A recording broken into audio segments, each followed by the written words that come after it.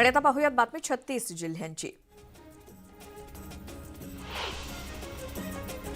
मुंबईच्या वरळी इथल्या एनएससीआय डोममध्ये ठाकरे गटाचा राज्यव्यापी मेळावा होणार आहे। या मेळाव्याला उद्धव ठाकरे संबोधित करतील। पक्ष संघटना अधिक बळकट करण्यासाठी उद्धव ठाकरे पदाधिकाऱ्यांना मार्गदर्शन करणार आहेत। तसंच या मेळाव्यात नवीन नियुक्त्या केल्या जाणार असून उद्धव ठाकरे यांच्या पक्षप्रमुख पदावरती शिक्कामोर्तब केलं जाईल। शिवसेना उद्धव बाळासाहेब ठाकरे पक्षाचे उपनेते शिशिर शिंदे यांनी त्यांच्या उपनेतेपदाचा राजीनामा दिलाय। मातोश्री येथे जाऊन त्यांनी आपलं राजीनामा पत्र सुपूर्द केलं। पक्षात काम करण्याची संधी मिळत नसल्याची खंत त्यांनी व्यक्त केली। काँग्रेसमधून हकालपट्टी केलेले नेते आशिष देशमुख आज भाजपात प्रवेश करणार आहेत। नागपुरात उपमुख्यमंत्री देवेंद्र फडणवीस आणि चंद्रशेखर बावनकुळे यांच्या उपस्थितीत पक्षप्रवेश होईल। मातोश्री जवळच्या कलानगर सिग्नलला शिवसेनेच्या वर्धापन दिनानिमित्तानं बॅनरबाजी पाहायला मिळते। शिंदेंची शिवसेना आणि शिवसेना उद्धव बाळासाहेब ठाकरे या दोन्ही पक्षांचे बॅनर एकमेकांशेजारी लावण्यात आलेत। शिवसेना पक्षाचा वर्धापन दिन साजरा करण्यासाठी दोन्ही शिवसेना सज्ज आहेत। खासदार डॉक्टर श्रीकांत शिंदेंनी संजय राऊतांचा जोरदार समाचार घेतलाय। तुम्हाला सुरक्षा हवी होती तर तसं मुख्यमंत्र्यांना सांगायचं होतं। सरकारनं तुम्हाला 2 पोलिसांच्या गाड्या दिल्या असता असा खोचक टोला श्रीकांत शिंदेंनी राऊतांना लगावला। तसंच तुम्ही इतकं बोलता मग घाबरता कशाला असा टोलाही लगावला। मुंबईत युवक काँग्रेस बैठकीत 2 गटात मारामारी झाल्याचा धक्कादायक प्रकार समोर आलाय। यावेळी एकमेकांवरती खुर्च्या फेकण्यात आल्या। युवक काँग्रेस अध्यक्ष कुणाल राऊत यांच्या विरोधात एक गट आक्रमक झाल्यानं वातावरण तापलं। बकरीद निमित्तानं कायदा आणि सुव्यवस्थेबाबत मुख्यमंत्री एकनाथ शिंदे आणि उपमुख्यमंत्री देवेंद्र फडणवीस यांच्या उपस्थितीत सह्याद्री अतिथीगृहात बैठक पार पडली। यावेळी बकरीदच्या पार्श्वभूमीवर शिंदे फडणवीसांनी सुरक्षेचा आढावा घेतला तर संबंधित अधिकाऱ्यांना सुव्यवस्थेबाबत सूचना दिल्या। नांदेड जिल्ह्यातील धर्माबाद इथे गौतमी पाटीलच्या कार्यक्रमाचं आयोजन करण्यात आलं होतं। मात्र प्रेक्षकांनी प्रचंड गोंधळ घातल्यामुळे अवघ्या 10 मिनिटात गौतमीचा कार्यक्रम बंद पडला। भाईंदर पश्चिम इथल्या उत्तन गावात महापालिकेने उभारलेल्या बसस्थानकाच्या खांबावरती लिहिलेल्या बांगलादेश नावाला मनसे कार्यकर्त्यांनी काळं फासलं। मनसैनिकांनी या नावाला जोरदार विरोध करत काळं फासलं। त्यामुळे आता तरी मनपा याबाबत निर्णय घेणार का हे पाहावं लागेल।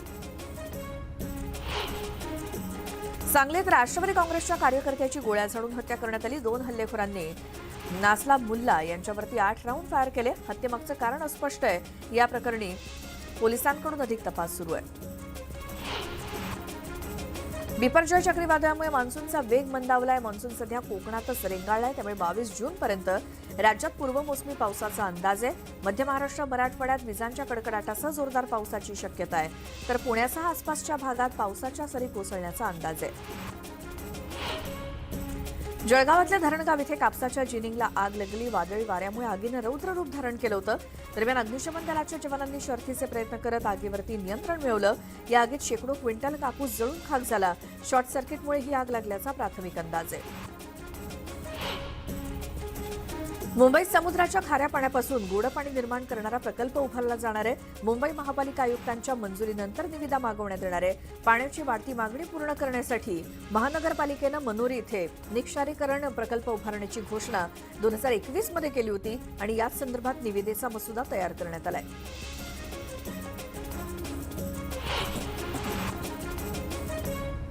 आज मध्य हार्बर आणि पश्चिम रेल्वेवरील रेल्वे रूळ सिग्नल यंत्रणा आणि ओव्हरहेड वायरच्या दुरुस्तीसाठी आज मेगा ब्लॉक घेतला जातोय। मध्य रेल्वेवरील ठाणे कल्याण अप आणि डाऊन जलद मार्गावरती, तर हार्बर मार्गावर पनवेल वाशी अप आणि डाऊन मार्गावर, तर पश्चिम रेल्वे अंधेरी ते गोरेगाव अप आणि डाऊन धीम्या मार्गावरती मेगा ब्लॉक असेल। सीएसएमटी दादर एलटीटी ठाणे कल्याण आणि पनवेल स्थानकात प्लॅटफॉर्म तिकीट बंद करण्यात आलं।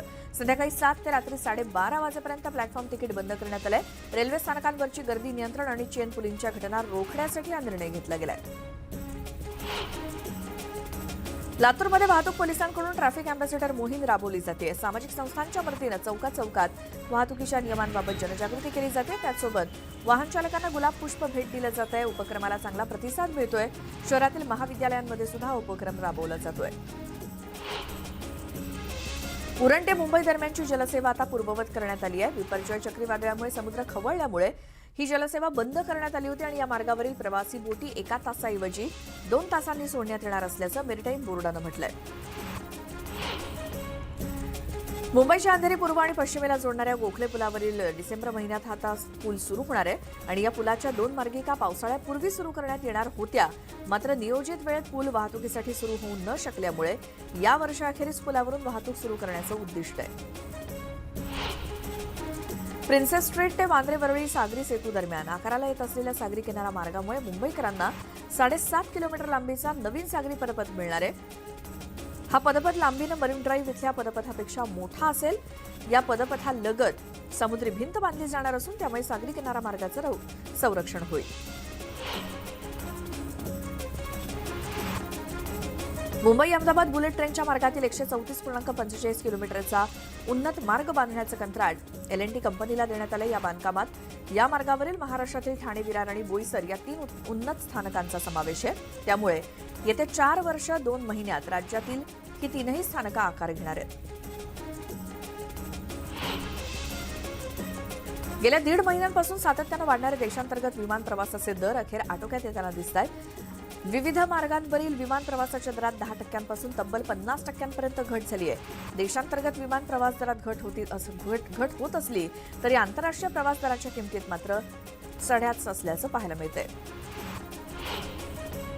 छत्रपती संभाजीनगरमध्ये कचनेरजवळ ट्रक उलटला. या अपघातात चालकासह 4 जण जखमी झालेत. मुंबईहून जालन्याला जाताना वळणाचा अंदाज न आल्यानं चालकाचं नियंत्रण सुटलं आणि हा अपघात झाला. नवी मुंबईतल्या तळोजा कारागृहातील कैद्यांना दररोज दिवसभरात अवघी अर्धी किंवा बादलीभर पाणी मिळत असल्याच्या आरोपाची उच्च न्यायालयानं गंभीर दखल घेतली आहे. तसंच कारागृहात मुबलक पाणी उपलब्ध केलं जातंय की नाही याची शहानिशा करण्यासाठी जिल्हा विधी सेवा प्राधिकरणाच्या सचिवांना तळोजा कारागृहाची पाहणी करण्याचे आदेश दिले. एकीकडे राज्यभरात नव्या राष्ट्रीय शैक्षणिक धोरणाच्या अंमलबजावणीची चर्चा जोर धरत असताना दुसरीकडे मात्र शाळांच्या विद्यार्थी संख्येचं भयान चित्र समोर आलंय. राज्यभरात तब्बल 293 शाळांमध्ये एकही विद्यार्थी शिकण्यासाठी येत नाहीये, तर 7,000 शाळांमधील विद्यार्थी संख्या केवळ 1 ते 10 या पटीत आहे.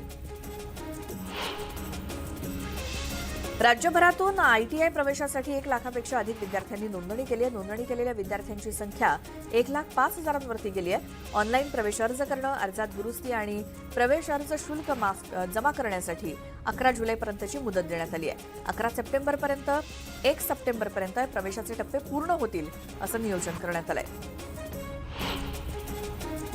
तुमचा वैद्यकीय इतिहास डॉक्टरांना कळवा, यासाठी कागदपत्रांची फाईल सोबत बाळगण्याची गरज नाही. आरोग्य विभागाने त्यासाठी आभा हेल्थ कार्ड तयार केलंय. त्यावरती वैद्यकीय पार्श्वभूमी आणि उपचार याची माहिती संकलित केली जाईल. पुढील 1 वर्षात राज्यातील 12.5 कोटी जनतेचे हेल्थ कार्ड तयार केलं जाणार असल्याची घोषणा आरोग्यमंत्री डॉ. तानाजी सावंत यांनी केली. संत ज्ञानेश्वर माऊलींची पालखी आज वाल्हेहून लोणंदकडे प्रस्थान करणार आहे. पालखीचा लोणंदमध्ये 2 दिवसांचा मुक्काम असणार आहे. तर तुकोबांची पालखी आज उंडवडी गवळ्याची इथून बारामतीकडे प्रस्थान करेल.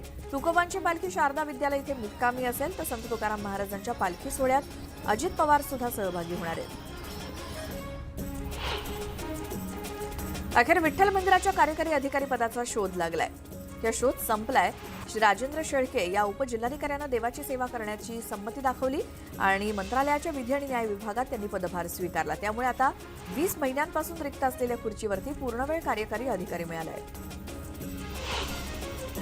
आषाढी यात्रेनिमित्तानं पंढरपुरात दर्शनासाठी भाविक मोठ्या संख्येने येत आहेत. संतांच्या पालख्या देखील पंढरपूरकडे मार्गस्थ झाल्यात.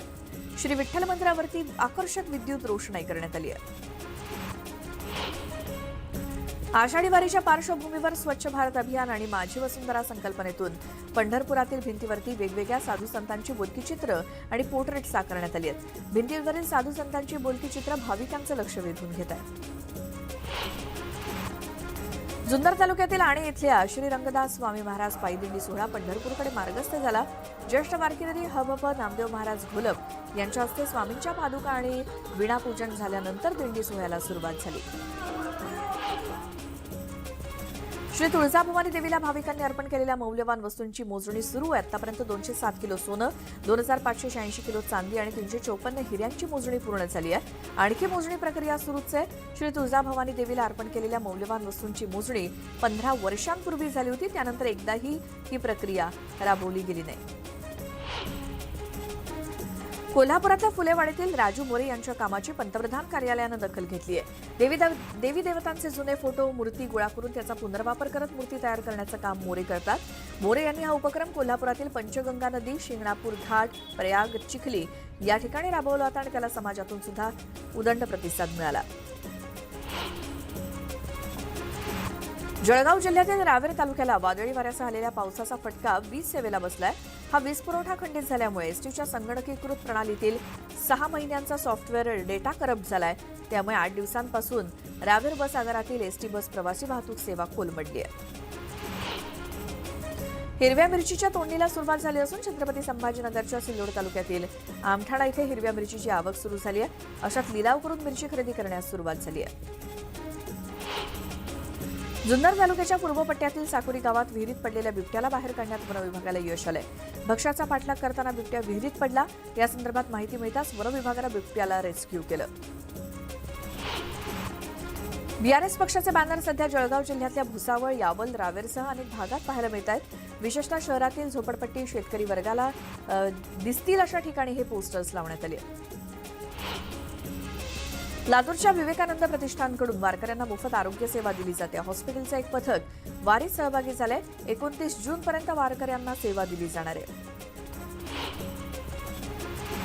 वाशिमच्या मंगळूरपेर तालुक्यातील धोत्रा गावात सैन्य दलातील जवान योगेश आडोळे यांच्या पार्थिवावर शोकाकुल वातावरणात अंत्यसंस्कार करण्यात आले. यावेळी पंचक्रोशीतील ग्रामस्थांनी त्यांना श्रद्धांजली वाहिली. 2 दिवसांपूर्वीच गावी आल्यानंतर त्यांचा अपघाती मृत्यू झाला होता. वंचित बहुजन आघाडीचे अध्यक्ष प्रकाश आंबेडकर यांनी छत्रपती संभाजीनगरमध्ये औरंगजेबाच्या कबरीला भेट दिली. यावेळी त्यांनी कबरीवर फुलं अर्पण केली. त्यामुळे नवा वाद निर्माण झालाय. औरंगजेबाच्या कबरीवरून जे आरोप करतायत त्यांनी स्वतःचं चारित्र्य बघावं असा पलटवार आंबेडकरांनी केलाय. आरोप करणाऱ्यांनी आधी स्वतःला तपासून पाहावं असं ते म्हणाले. आंबेडकर आणि ठाकरेंनी युतीची घोषणा केली. आता प्रकाश आंबेडकर यांनी औरंगजेबाच्या कबरीवरती जाणं उद्धव ठाकरेंना मान्य आहे का हे त्यांनी स्पष्ट करावं अशी मागणी चंद्रशेखर बावनकुळेंनी केली आहे. शिंदे आणि फडणवीस यांच्यातलं नातं आय लव्ह यूचे असं वक्तव्य गुलाबराव पाटील यांनी केलं. एखादा माणूस किती हुशार असला तरी जाहिरातीमध्ये कधी कधी चूक होऊ शकते असं ते म्हणाले. सोशल मीडियावरील भाजपच्या इन्फ्लुएन्सर गटाची कार्यशाळा चंद्रपुरात पार पडली. दिल्ली भाजपचे नेते कपिल मिश्रा यांनी कार्यशाळेला मार्गदर्शन केलं. मुंबई आग्रा महामार्गावर कार आणि दुचाकीचा अपघात होऊन 2 ते 3 जण गंभीर जखमी झाले. या अपघातग्रस्तांना केंद्रीय आरोग्य राज्यमंत्री डॉक्टर भारती पवार यांनी मदत केली. त्यांना रुग्णालयात दाखल करण्यात आलं. इथे वेळ झाली एका छोट्याशा ब्रेकची. तुम्ही पाहत राहा न्यूज 18 लोकमत.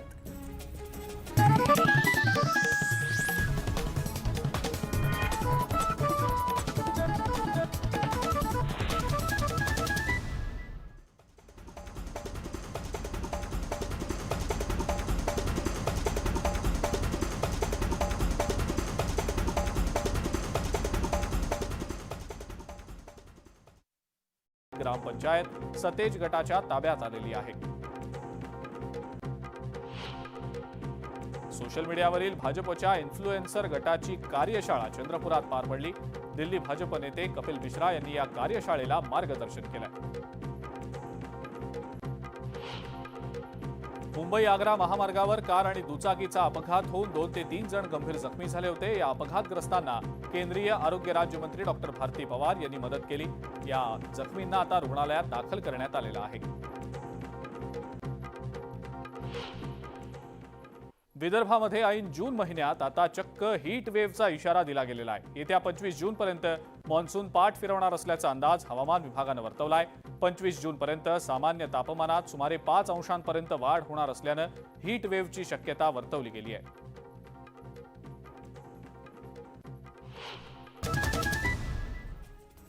ब्रेकनंतर तुमचं स्वागत आणि पुन्हा पाहूयात बातमी 36 जिल्ह्यांची. विहिरीवर काम करण्यासाठी आणलेल्या मजुरांना साखळ दंडानं बांधून ठेवल्याचा धक्कादायक प्रकार धाराशिव जिल्ह्यामध्ये उघडकीस आलाय. दिवसभर काम केल्यानंतर रात्री साखळ दंडानं ट्रॅक्टरला बांधून ठेवत असल्याचं उघड झालं. या प्रकरणी पोलिसांनी 11 मजुरांची सुटका करत 2 ठेकेदारांवरती गुन्हा दाखल केलाय. वाशिम जिल्ह्यातील कारंजा ते शेलू बाजार या दरम्यान ढाकली किनखेड गावांजवळ खासगी बसवरती दगडफेक करून लुटण्याचा प्रयत्न झाला. 7 ते 8 जणांच्या टोळीनं ही दगडफेक केली. या दगडफेकीत काही प्रवासी जखमी झाले आणि प्रवाशांमध्ये भीतीचं वातावरण आहे. नालासोपाऱ्यात बनावट पासपोर्टवरती राहणाऱ्या 2 नायजेरियन नागरिकांना तुळीस पोलिसांनी अटक केली आहे. तुळीस पोलिसांकडून विदेशी नागरिकांची शोध मोहीम राबवली जाते. त्यात हे दोघे सापडलेत. मीरा भाईंदर शहरातील मुख्य रस्ता खचल्यानं मधोमध एसटी महामंडळाची बस अडकली आणि या घटनेनं मीरा भाईंदर शहरातील रस्त्यांची पोलखोल झाली आहे. वसईच्या भुईगाव समुद्र किनाऱ्यावरती पुन्हा एक कार वाळूमध्ये अडकल्याची घटना घडली. मीरा भरतीच्या पाण्यानं समुद्र किनाऱ्यावरती ही कार रुतली गेली. अखेर या ट्रॅक्टरच्या मदतीनं रस्सीच्या साह्यानं खेचून ही कार बाहेर काढण्यात आली. बीडमध्ये शाळेच्या वेळेत कागदपत्र तपासणीच्या नावाखाली स्कूल बस अडवणाऱ्या आरटीओ अधिकारी आणि पालकांमध्ये खडाजंगी झाली. आरटीओ अधिकाऱ्यांमुळे तब्बल अर्धा तास विद्यार्थी तात्काळले आणि शाळेत उशिरा पोहोचले. त्यामुळे पालकांनी संताप व्यक्त केला.